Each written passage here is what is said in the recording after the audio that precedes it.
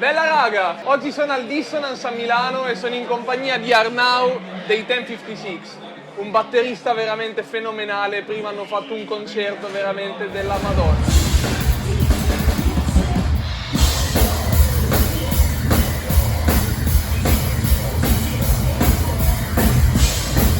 E sono qua per intervistarlo, la primissima intervista su questo canale e sono veramente carichissimo perché mi piace veramente un sacco il suo stile, mi piace veramente tanto il suo modo di suonare, sono stracontento di farvelo vedere. Hi Arnaud, how are you? Hey dude, I'm good. What about you? What have you been saying this whole time?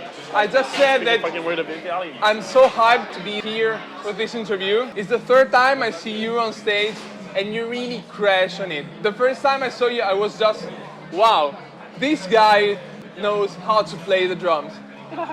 You have your really unique style, you have your tune, your way to play the drums. It's perfect for the music you play. It's not that common for drummers in this kind of music, I can say. Usually drummers just play the drums, but you really enjoy the show. First question, how long have you been playing the drums? I think it's been around like 13 to 15 years now. My parents didn't want me to do it at first because my father used to be a professional musician. He knew how hard all of this was. And also I was like a very dissipated child, so I had like many interests, many hobbies, but playing the drums was like the most expensive one, obviously, because you had to buy a drum kit at some point. So as parents, I was just like, are you sure you want to do that? And I was like, you make noise. Making tons of noise on top of this. So, but month after month, they ended up like buying my first drum set, and that's how it all started. So that was when I was 13 and I'm 28 right now, so that's 15 years ago. That's a long time ago. Damn. Yeah. When did you first realize that this would be your job? So it also goes along the line of my dad that used to be a professional musician. He used to do it in an era in which you could do a lot of money playing music professionally, and he really didn't want me to do it as a professional musician because he knew the industry has changed. So I think the idea like sprouted in my mind when I was on the first year of high school, and then it took like another 2 years. Back then I was enrolled in medical school, so I was supposed to become a surgeon. Because I was pretty okay at school, so I was enrolled in a lot of like medical school in the area. And at some point I had like a medical appointment with a guy that just started out as a doctor, like a few kilometers away from my home. And he was only 30, but he was like bald and fat, and he looked tired.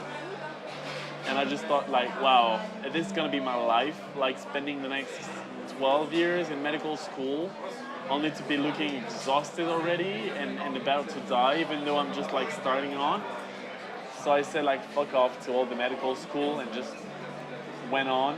The deal with my parents was that I had to have my science degree in a high school, which I did, and then I just like went all the way for music, and I was lucky enough to be hired pretty soon afterwards. So it's cool. Yeah, it was back when I was 17. 17 is the year that everything changed for me. Okay, so why? You joined a professional band or something like this? I joined the music school right after high school, and like 6 months after enrolling, I got in touch with a band, like a metal band that was about to tour Europe. Okay, what was the band name? It was a band called Zulefix, and we were due to go on tour with a band called Propane, which is like New York hardcore kind of music. Okay. And we ended up doing like 23 shows in a row, no days off, with Winnie actually, like guitar player in Ten56 right now. Okay. He was with me back then, and both of us were under legal age, so we had to have a letter from our parents to give us like authorization to go on tour in Europe and to leave the country ourselves. So yeah, that was back when we were 17.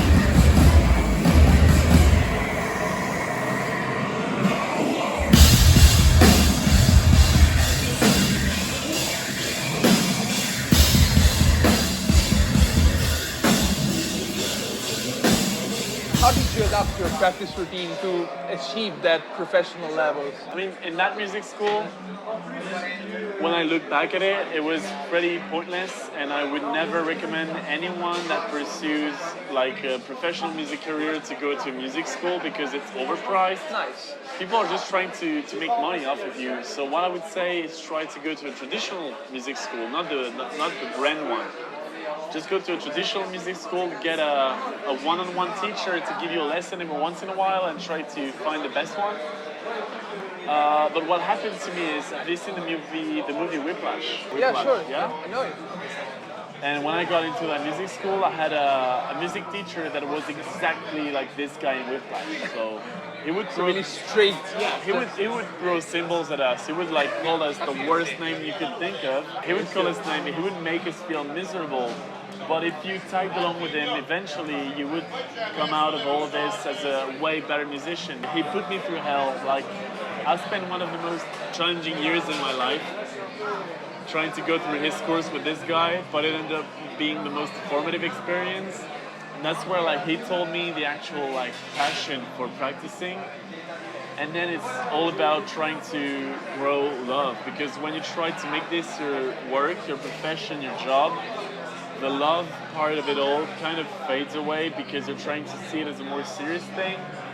And that was a grave mistake. I think like only when you truly realize that you do this out of love, then you can find the ways of making it work and making it so that you can become the best version of yourself. It's not about becoming the best musician ever. It's about becoming the best musician you can be, obviously. So that's what happened with me, but it took some time.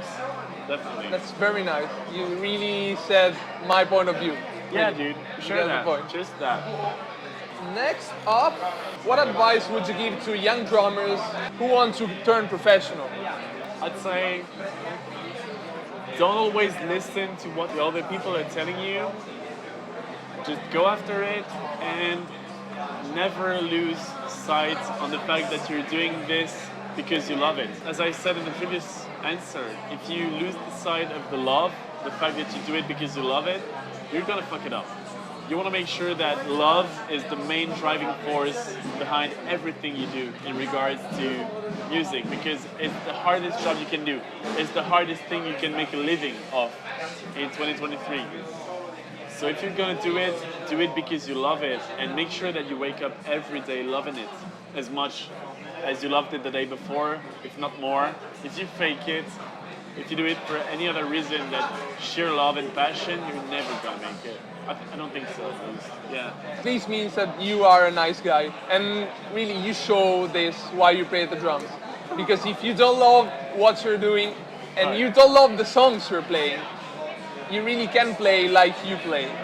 Well, it's more like if you're not doing it like from the heart with like sheer passion, people will never be able to connect to what you do. If it feels forced, or if you're not doing something that you purely love, no one's ever going to be able to connect to that. They're just gonna, they're gonna notice that you're faking it pretty much. What about your drum setup, and why did you choose that particular non-metal drum setup?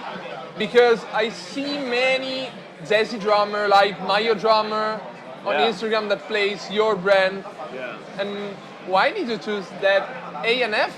It's called? Okay. Yeah, so it's called A&F Drums. It's a brand from Texas. Okay. And the moment I stumbled upon it on Instagram back in 2017, I think, I fell in love with it. And from that moment on, it became a passion for me. So I kept like hitting them up on Instagram because they were never distributed in France yet. I tried to hit them up many times saying like, can I help you in any ways? Trying to distribute this brand in France so that it gets more exposure, and I think like France would be a good customer base for your brand. That never happened, but they ended up endorsing me. Like we ended up making a deal together, and we ended up like getting to know each other because it's a small family-based company. Okay. So there are like 12 people. They're doing everything in Texas, and they're sourcing all of their material in Texas. So there's nothing coming from China and everything.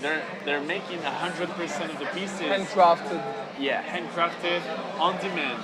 So there's no like stock. Totally custom. Yeah, it's just like you order a drum and they will make it. There's nothing ready to go for you. and it has this vintage look, but also it has like metal shells. So just like, I gotta give this a try. And when I received the shells, they just went through a flight from Texas to France, spent 2 days in a plane in the air, and I got them out of the boxes.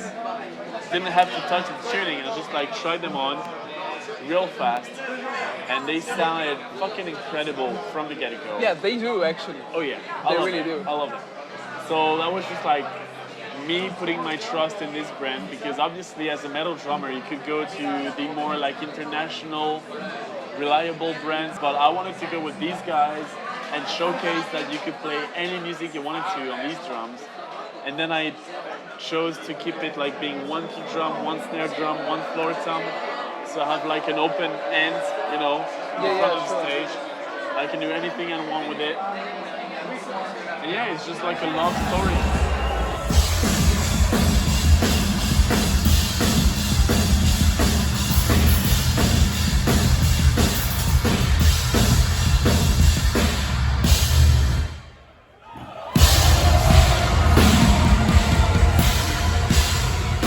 Bella rega, c'è stato un piccolo cambio di location perché hanno cominciato a suonare i Soen, però continuiamo da dove eravamo rimasti. How did you met Ten56? Yeah, so it's kind of funny because apart from Queenie, the guitar player, we've known together for 10 years because we've done our first European tour together when we were only 17. Okay, so in different bands. Yeah, and different than like back then. And we were just like fresh out of high school, real young. And then Aaron and I, because I posted a story on Instagram saying I was done with metal. It was COVID, it was the start of COVID. I was like, yeah, fuck metal, I'm just gonna do my own thing. And I was most into like jazz and experimental music. And 2 hours later, Aaron calls me and it's just like, yeah, dude, what the fuck? Cut the jazz bullshit, let's just do like something heavy and stupid together.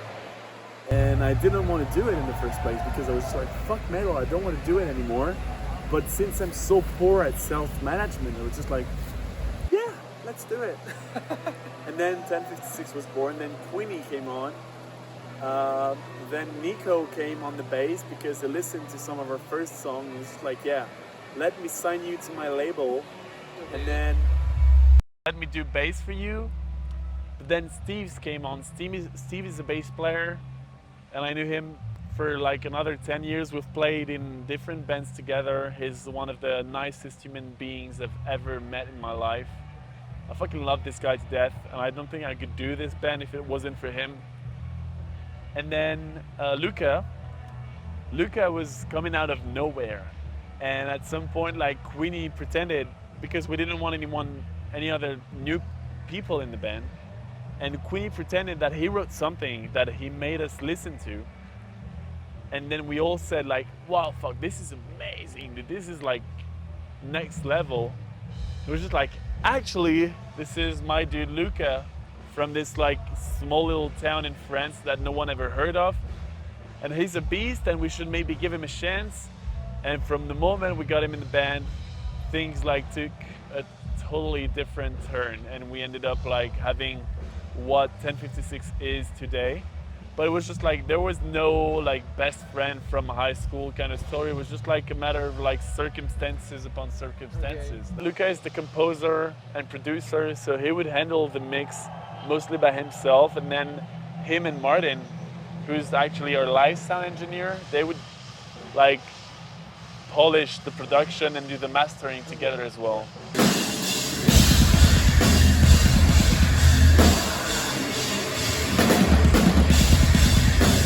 What's behind band's name? So why Ten56? What does it mean? So when we signed to the label, obviously as many bands, like the band name is the last thing we were thinking about. We're just like writing music. Then we signed to the label and the time came up to choose a band name, and the first band name we had in mind was Downer. Like the EP? Yeah, like the EP, absolutely. But the label told us like, yeah, right, you can do that, but you gotta make sure that no one ever before was called Downer. So please like run a background check. And then we ended up discovering that it was this rapper from Australia. Aaron came up with the idea of 1056. That was a thumbs up to a band called Villains from Chicago that had a song called 1056. It's a police radio code. That means that they found like a death from suicide on the scene, or someone under the influence of substances on the public area. So just like two subjects that ended up being a real match to the kind of lyrical content we approach within our music. So that's where it comes from. About 1056, you gained rapid success since day one. Do you have an idea why? Or what a band should focus on to try to be part of that scene on 2023 actually? Yeah, that's an interesting question. So, yeah, we obviously were very lucky, but this comes from the fact that we've all been part of bands for the past 10 years. So we've been making all the mistakes beginner bands make. We've been like doing the wrong tours, signing with the wrong persons, investing the money in the wrong places. When money is such a scarce resource playing metal music, you don't have much of it, right? Yeah. So starting this band was just like we weren't taking ourselves too seriously, but we're like, yeah, if we're gonna do anything, let's try to do it with our best wisdom and making sure that we try to avoid the mistakes, and also with the like compounded names from like being from Uneven Structure, Kadinja, Betraying the Martyrs and everything. We were lucky enough that when we first had people listening to our music, everyone started to want working with us. So we had like several label offers, we had several booking offers, like many booking offers, several producer offers, and we were lucky enough to have like calls with every one of them and just try to pick the best interests for our band and trying to make like the perfect match in between like label, French booking, European booking, American booking, producer and everything. So we rapidly came up with a full team of people that were really invested in the band coming up. And then it's about trying to make the right decisions. So what do you need in 2023 to make it? You obviously need money, and money, many metal bands have like knowingly like a rich parent. Like we all know that one band that have a rich parent or like rich families. Yeah, sure. None of us had this. We're just like, how do you make money playing metal music in 2023? That's merchandising. So we tried to work hard in crafting merchandising that people would want to buy and that would be easy to identify. And then the other thing... Because first you were crafting your own merch. We're still doing this. Oh, you're still doing it? Oh yeah, we're doing this by ourselves all the time because we love it. We love the idea of just like trying to do something that doesn't really look like metal merchandising, but rather more than a clothing brand that you could wear every day if you wanted to. Especially like our online brand. Our tour merch brand is a bit more... It's tour merch. Yeah, still. And then the other thing is content. Because obviously in 2023, you can't do shit if you don't have content. So my first like firm opinion was just like, if we have one crew member to bring along on tour, who would that be? The reply to this would be most of the time like a sound guy, so you can sound good and make a good show, and that's a pretty obvious reply. Yeah, but my opinion was that, yeah, you can play a good show, like a good sounding show to 500 people, but then only 500 people will have seen it. If you can bring, instead of a sound guy, your media guy that was gonna take like pictures and videos and like build it up together at the end of the day, you can showcase it to your whole audience. So from the first show we ever did, we always had a media guy. And we're touring the United States later this year, and the one crew member we're bringing together with us is our media guy, before our sound guy. Because we know like content is king. You have to produce content. We don't like to do it, but we want to have someone doing it for us because we know we have to keep pushing that our live shows are a fun thing to do, fun thing to go to. We're fun people, we have good merch, and we have like our media guy following us everywhere and making sure that we create content every step along the way. That's very important for us. So yeah. That's a very nice advice to give to young bands, actually. Yeah. Spend your pocket money in a media guy, dude. Find someone around you. You don't have to get like the best dude, but get someone that's willing to learn and someone that's gonna be like reactive, that's gonna know when to get his camera out, because it's not always on stage. Sometimes you're just like having fun with the guys backstage, and that's the best moment to snap some pictures. Or sometimes you're gonna be on the road and everyone's gonna be tired, and that can be like a funny bunch of pictures to stick together as well. So get a media guy as early as you can when you start a new band. How do you manage live concert? Do you have any warm-up routine or just a mental routine, because you have to focus really and be relaxed on? Yeah, it is mental. It's not physical. Like physically, I definitely try to get the blood running, but it's nothing as disciplined as you would see from many bands. I never get like a practice pad or anything. I just like try to stretch my shoulders, try to stretch my hamstring, like going down on the floor, my back, my neck, because I've had like several issues with my neck, like hernias and surgeries and shit. But it's mostly getting in the zone mentally. So making sure that I'm vibing with all of my bandmates, because when we go on stage, we want to be like an army of five. We want to be all together as brothers. Yeah, and the people see you. Yeah.